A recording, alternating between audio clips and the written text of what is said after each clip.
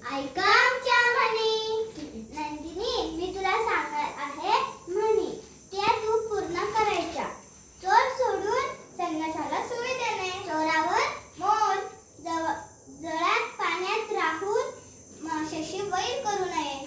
जावे त्याच्या वंशात तेव्हा कळे, जित्याची खोड मेल्याशिवाय जात नाही. जेणे देखे रवी तेने देखे कवी. ज्याची खावी पोळी